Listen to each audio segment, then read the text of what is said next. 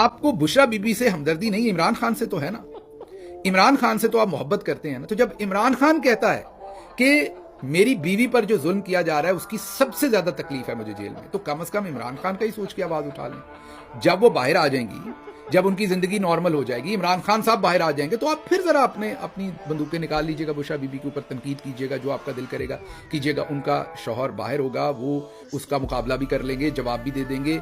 उन्हें आपकी बात दुरुस्त समझ आएगी तो वो बुशरा बीबी से बात कर लेंगे, उन्हें आपकी बात गलत समझ आएगी तो वो आपको जवाब दे देंगे।